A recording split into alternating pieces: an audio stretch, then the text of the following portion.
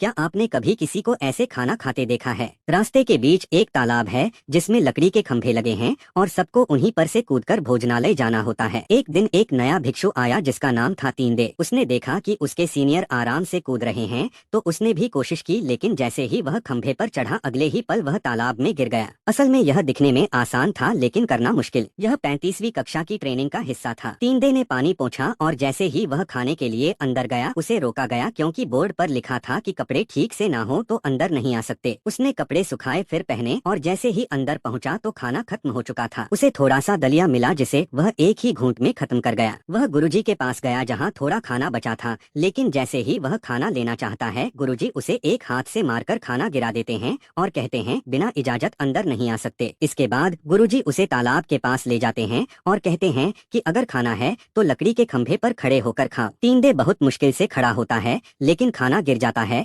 और वह फिर से तालाब में गिर जाता है। उसे सजा मिलती है पूरी कैंटीन के बर्तन धोने की। अगली सुबह वह दीवार फांदकर अंदर जाने की कोशिश करता है लेकिन गुरुजी उसे एक बार में फिर से गिरा देते हैं और कहते हैं दीवार छोटी हो सकती है लेकिन धर्म ऊंचा है। अब तीनदे हार नहीं मानता। वह रात को छिपकर अभ्यास करता है, लकड़ी के ड्रम पर संतुलन बनाता है, गिरता है लेकिन सीखता है। आखिरकार वह तालाब पार करने में सफल हो जाता है। गुरुजी मुस्कुराते हैं लेकिन अब चुनौती और कठिन होती है। खंभे बिखरे होते हैं, सभी गिर जाते हैं। गुरुजी समझाते हैं जोर से पैर रखोगे तो डूब जाओगे, हल्के बनो। वह पानी में प्लेट फेंकते हैं जो दूसरी तरफ फिसल जाती है। तीनदे समझ जाता है और अब वह रात भर अभ्यास करता है और इस बार वह तालाब पार कर लेता है। गुरुजी कहते हैं अब तू 35वीं कक्षा पार कर चुका है। वह अब 34वीं कक्षा में जाता है जहाँ दोनों हाथ फैलाकर तलवारें रखी जाती हैं और सिर पर पानी से भरे डिब्बे रखकर ऊपर चढ़ना होता है। अगर हाथ नीचे हुए तो तलवारें लग जाएंगी। तीनदे यह भी कर लेता है। फिर वह नए शिष्यों को मदद करने लगता है। गुरुजी उसे 33वीं कक्षा भेजते हैं जहाँ घूमते गियर के पास लकड़ी से चलाना होता है। अगर गियर फंसे तो हाथ कट सकते हैं, लेकिन तीनदे सही ताकत और कोण से उसे भी पार कर लेता है। कुछ सालों में वह सब कक्षों को पास कर लेता है। अब वह उपाध्यक्ष बनता है,